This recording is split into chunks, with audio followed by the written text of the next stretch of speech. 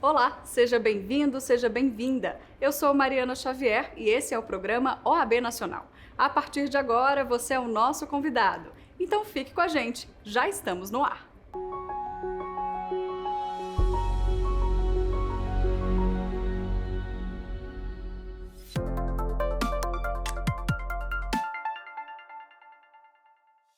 Por decisão unânime do Conselho Pleno, a OAB Nacional ajuizará no Supremo Tribunal Federal uma ação direta de inconstitucionalidade com pedido cautelar contra o adicional de 10% sobre o imposto de renda de pessoas jurídicas que excedem a apuração mensal de R$20 mil, visto que o valor de apuração encontra-se defasado.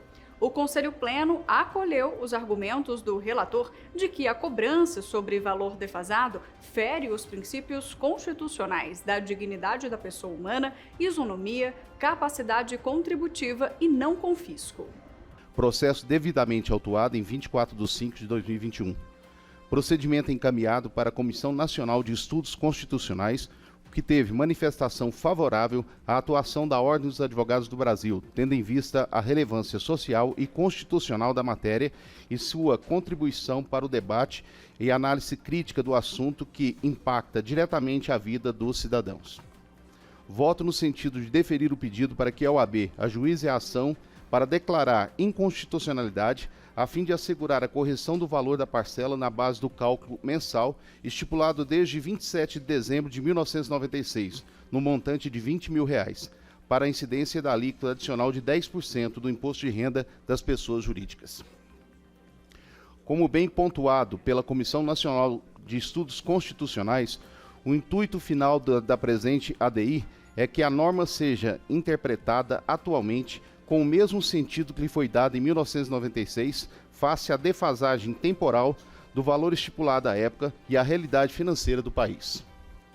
Caso seja atualizada a base de R$20 mil prevista no artigo 2º, parágrafo 2º da Lei de 9.430, de 27 de dezembro de 96, pelo índice IPCA-E, índice que mede a inflação de nosso país, teríamos uma atualização de aproximadamente 300%.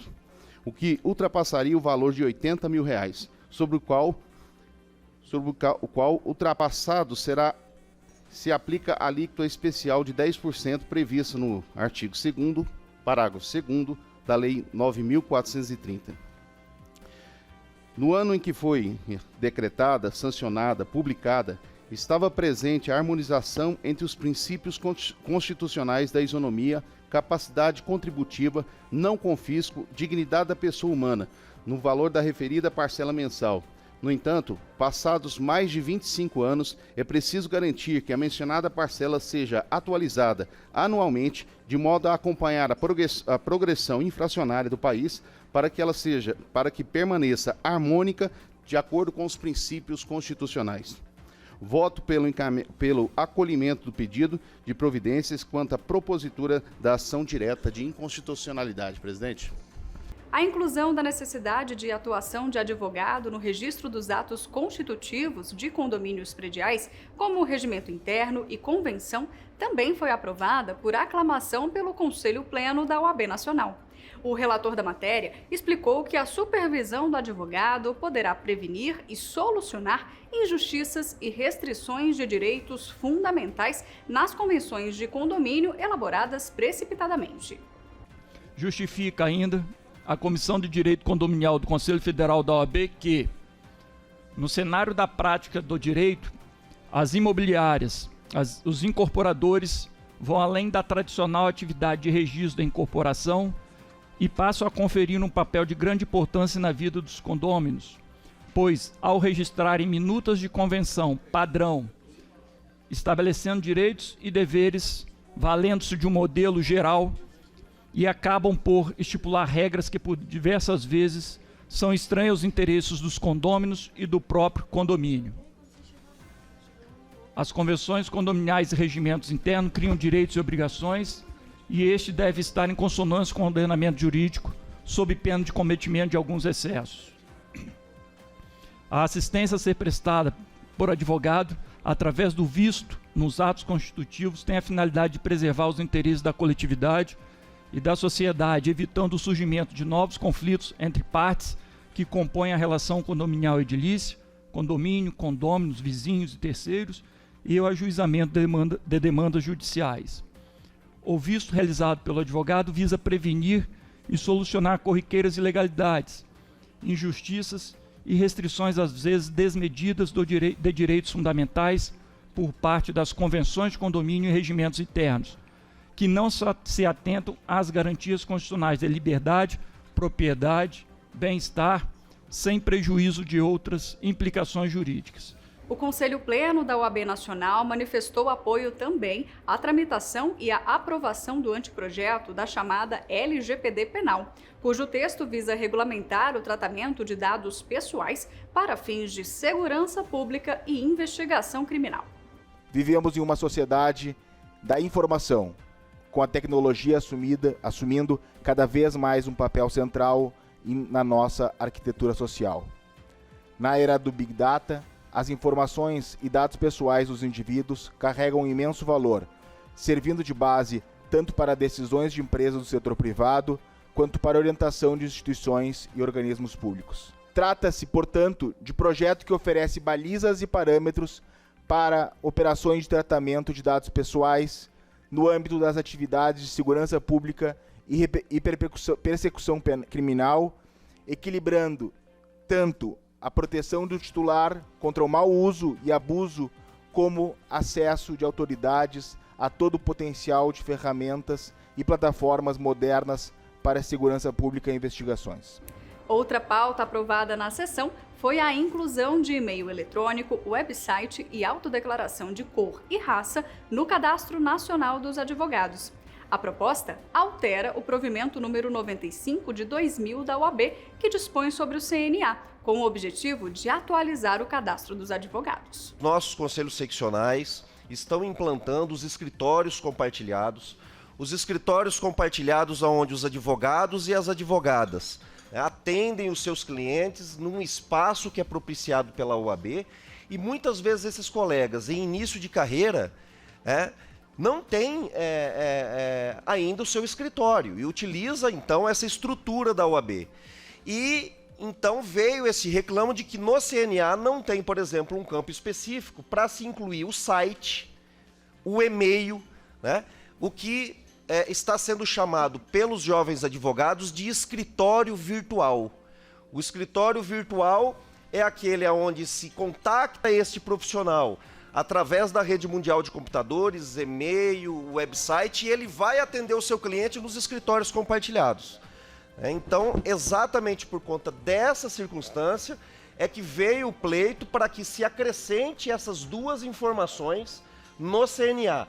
E o advogado ou advogada que não queira essa informação exposta, ele marca na caixa, de que não deseja que ele apresenta essa informação para a OAB, mas seleciona na caixa que isso não fique exposto no Cadastro Nacional. E aí veio o conselheiro Breyer, e aqui já encaminho para o final, a quem eu parabenizo, e acolhe uma proposição que vem da assessoria jurídica da presidência no sentido de, além de aprovar essa proposição que fiz, a inclusão no CNA da autodeclaração de cor e raça, o que nos parece também bastante salutar, até porque os nossos normativos assim o determinam.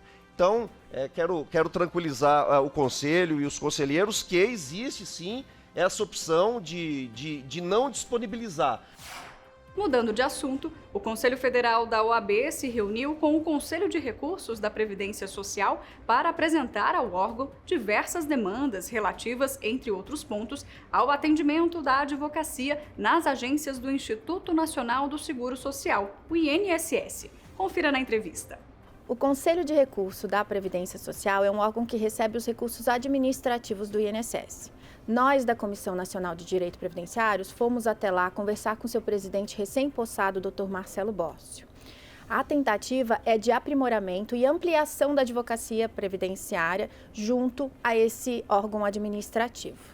Temos também um projeto na comissão para essa gestão de conseguirmos incluir a separação dos honorários advocatícios na via administrativa, o que vai fortalecer e garantir mais segurança ao advogado que atua na área administrativa.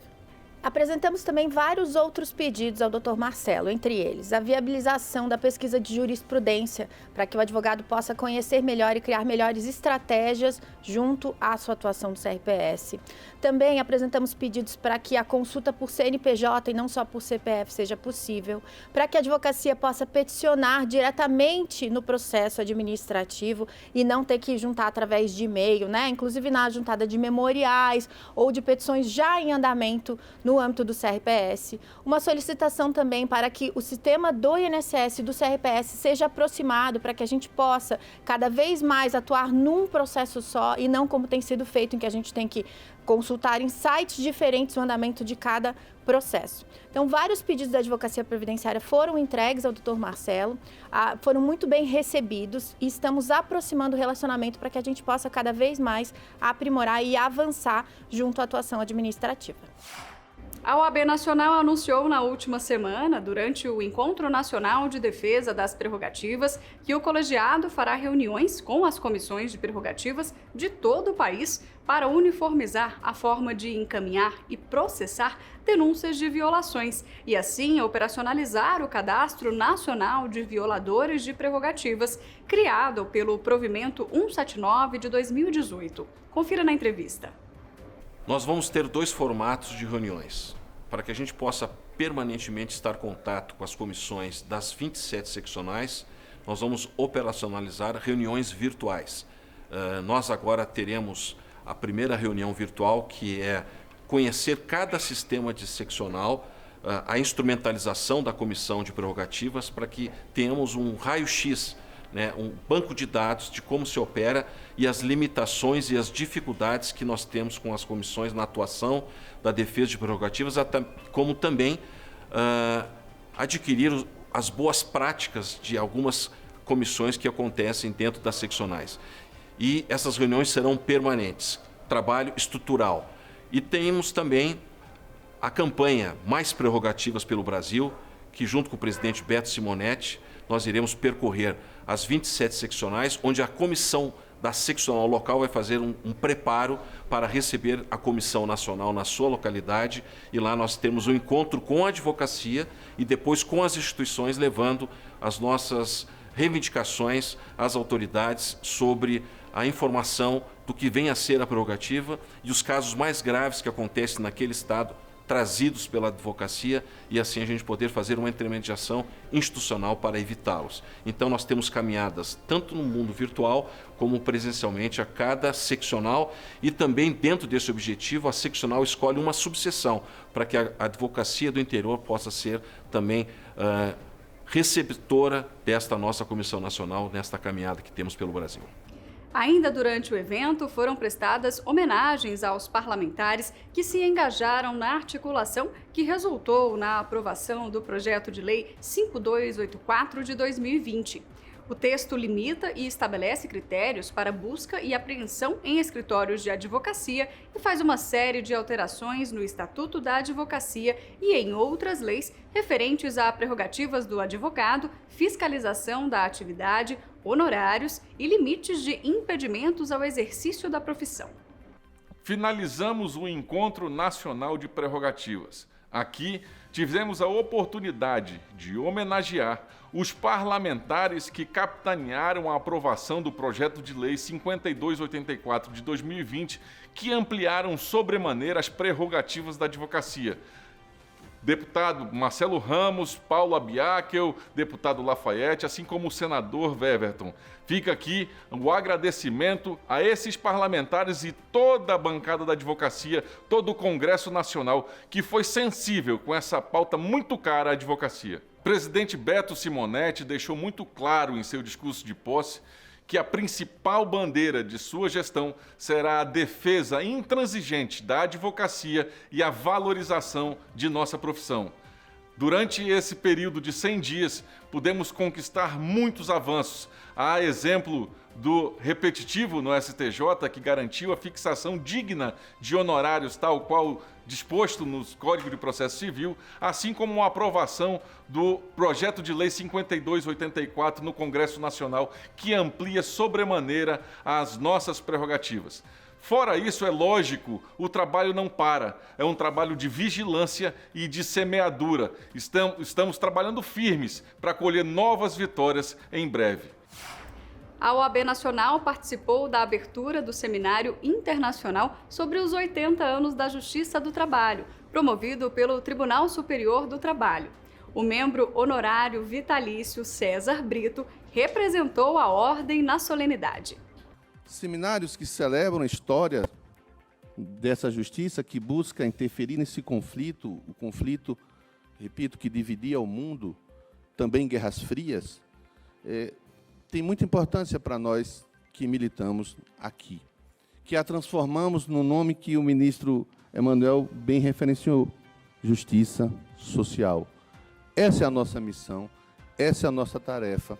E se nós queremos cumprir, temos que compreender a sua história, a sua origem, a sua motivação e o tema que se espalha em cada um desses seminários. Até porque hoje, parece que as lições dos passados não foram aprendidas. O mundo continua em guerra física, exemplo da Rússia ali invadindo a Ucrânia. A coisificação da pessoa humana também se torna cada vez mais forte. 102 mil brasileiros e brasileiras vítimas de trabalho análogo a escravo, como se fosse algo absolutamente normal. A coisificação presente na legislação, presente nos debates. Por isso, cada vez mais é importante lembrarmos a origem da justiça do trabalho, porque nós estamos aqui, qual a razão da nossa existência. E a Ordem dos Advogados do Brasil tem um orgulho muito grande daqui presente. Tem um orgulho muito grande de dizer que a justiça do trabalho é, segundo as pesquisas, a mais respeitada, a mais admirada, a mais popularizada, porque compreende a sua função social, trazendo-a no nome. Portanto, a todos, todas e todos que participarão deste seminário e da própria vida da Justiça do Trabalho, as saudações de muito orgulho da Ordem dos Advogados do Brasil, por ele estar integrado e ter indicado Vossa Excelência como nosso representante também aqui, trazendo esse símbolo, magistratura e advocacia unidas em nome da Justiça do Trabalho. O equilíbrio de forças entre capital e trabalho. Desse modo, firma-se diuturnamente como instituição essencial ao aprimoramento da democracia e do desenvolvimento socioeconômico do país. Ao longo do seu percurso institucional, que agrega pouco mais de 80 anos, o Judiciário Trabalhista cresceu juntamente com a nação brasileira. Acompanhou a transformação de um Estado originariamente organizado em bases agrárias, do início dos anos 40, passando pelo avanço dos parques industriais, o crescimento da atividade comercial e a evolução da tecnologia, até o despontar dentre as maiores economias do mundo. Em toda essa trajetória, a Justiça do Trabalho esteve mais próxima da população e, essencialmente, dos mais vulneráveis, os trabalhadores.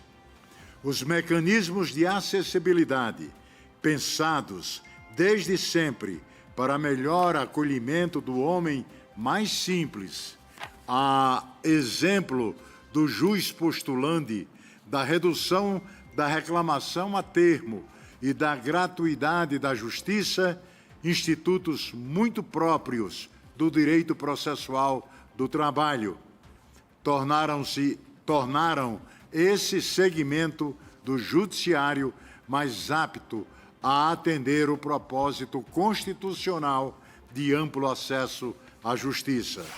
Agora nós vamos para um breve intervalo. Voltamos na sequência com mais OAB Nacional.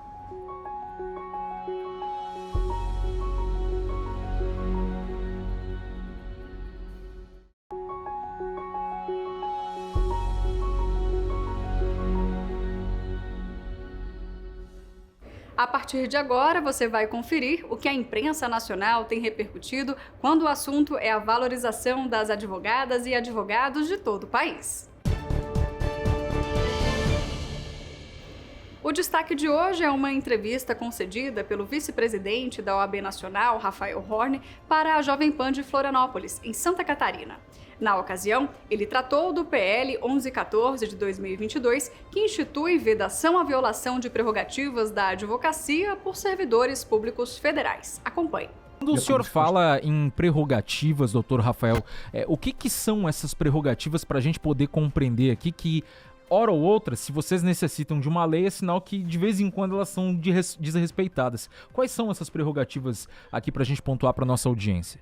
Bem, um advogado, quando vai defender um cidadão, ele precisa ter algumas prerrogativas para que possa exercer efetivamente esse direito. Por exemplo, o acesso aos autos do inquérito policial, o acesso a documentações que constam na repartição pública, o acesso ao cliente que eventualmente tiver sido preso. Isso para quê? Para que ele possa defender o cidadão lá na ponta. Então, quando nós estamos falando de prerrogativas da advocacia, nós estamos falando de prerrogativas da cidadania, do cidadão, que quando vai ser defendido por um advogado, por uma advogada, ele precisa que esse profissional tenha pleno acesso às autoridades, tenha pleno acesso à documentação que consta nas repartições públicas, seja judiciário, seja executivo, seja legislativo, para que esse cidadão possa ser devidamente defendido, que ele possa ter os seus direitos efetivamente exercidos. Essas prerrogativas, elas são desrespeitadas? A gente parte do princípio de que o advogado sempre tem acesso à informação. Eles são desrespeitados? Eles não, o profissional em si, mas a ação por si só, né? Essas prerrogativas, elas são mesmo desrespeitadas, doutor? Bem, infelizmente, nós em Santa Catarina até temos um cenário muito bom, mas se nós olharmos o contexto nacional, que é isso que nós estamos trabalhando agora no Congresso Nacional, infelizmente nós temos ainda casos de violação de prerrogativas. Advogados que não conseguem ter acesso a um cliente, por exemplo, preso numa delegacia, que foi preso em flagrante, advogados que não conseguem ter acesso ao inquérito policial, advogados que não conseguem ter acesso a documentos públicos que possam facilitar o exercício do direito de defesa, advogados que muitas vezes no exercício da profissão são vilipendiados, são insultados. Isso tudo, infelizmente, ainda ocorre. É bem certo que a OAB tem feito um trabalho muito forte de interlocução institucional com o intuito de minimizar e reduzir estes episódios.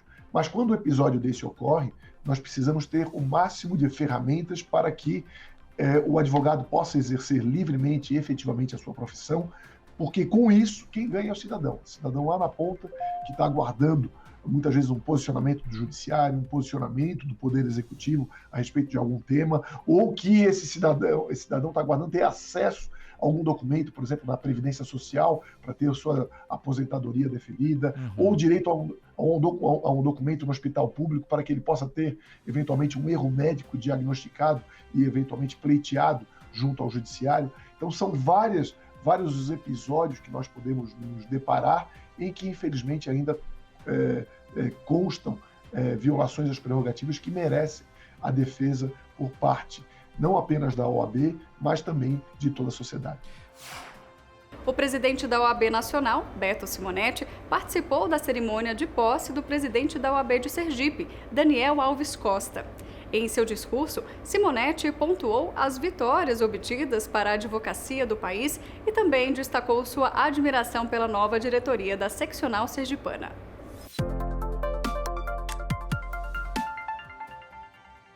Como sabemos, as prerrogativas da advocacia existem para assegurar a manutenção e a continuidade do Estado de Direito. As prerrogativas são a garantia de que o cidadão pode ser bem representado ante o Estado, que o cidadão pode buscar os seus direitos, não importa contra quem ou o quê. Senhoras e senhores, o significado especial que o dia de hoje tem para a advocacia sergipana é a participação ativa e determinante da seccional para a obtenção das vitórias que temos alcançado. Em poucos meses de gestão, o presidente Daniel Costa demonstrou que a marca de sua gestão será a defesa intransigente das prerrogativas da classe e também a defesa do Estado de Direito. A atuação de Daniel e de sua diretoria tem sido fundamental tanto aqui no Estado quanto em Brasília, prestando o apoio necessário para que o Conselho Federal consiga demonstrar aos mais diversos interlocutores a importância de nossa profissão para a democracia. Além da aprovação, presidente Daniel, que conseguimos no Congresso, posso citar também a histórica decisão do STJ, que determinou o cálculo dos honorários de acordo com o Código de Processo Civil. Estes são os exemplos de resultados obtidos pela bem-sucedida parceria entre a OAB de Sergipe e o Conselho Federal. Muito obrigado, portanto, presidente Daniel, por sua dedicação, empenho e zelo pela nossa classe. Por isso, colegas, eu, por mais uma vez, peço uma salva de palmas ao presidente Daniel, pois ele merece, tem se empenhado e, como disse, tem mostrado zelo e apreço pelos feitos da Ordem. O presidente nacional da Ordem também participou da solenidade de posse da diretoria seccional do Maranhão, capitaneada neste triênio pelo advogado Caio Saraiva. Ao se dirigir ao público presente, Simonete assinalou a importância da colaboração de membros da seccional maranhense na aprovação do projeto de lei 5284 de 2020, que faz uma série de atualizações no Estatuto da Advocacia para reforçar as prerrogativas da profissão. Hoje, sem dúvidas, é um dia especial. Sua posse é celebrada por uma vitória pela qual sua gestão muito trabalhou. Falo da aprovação do projeto de lei 5284 de 2020, que faz uma série de atualizações no Estatuto da Advocacia, no sentido de reforçar as prerrogativas da profissão. O texto já tinha sido aprovado na Câmara dos Deputados e agora vai à sanção presidencial. Quando digo que o dia de sua posse é especial, é porque sua participação nessa vitória, na aprovação desse projeto, foi fundamental, ao lado também de nosso presidente de sempre, Tiago Dias. Faço aqui, portanto, o necessário agradecimento e também reconhecimento ao papel de protagonistas que tiveram nesse processo as diretorias desta e da gestão passada, as conselheiras e conselheiros seccionais, membros de comissões e da Caixa de Assistência do Maranhão. Sem vocês, certamente, essa vitória não teria sido possível. Registro a gratidão da advocacia brasileira. Senhoras conselheiras, senhores conselheiros, as prerrogativas da advocacia existem para assegurar a manutenção e a continuidade do Estado de Direito. As prerrogativas são a garantia de que o cidadão pode ser bem representado ante o Estado, que o cidadão pode buscar seus direitos, não importa contra quem ou o quê. Este é o espírito dessa gestão. Este programa é mais uma produção da Ordem dos Advogados do Brasil. Aqui você fica por dentro das informações da advocacia e do judiciário, além de entrevistas especiais, matérias exclusivas e muito mais. Não deixe de seguir também as nossas redes sociais e conferir as principais notícias no site da OAB Nacional. Eu sou Mariana Xavier e agradeço pela sua companhia. Até a próxima!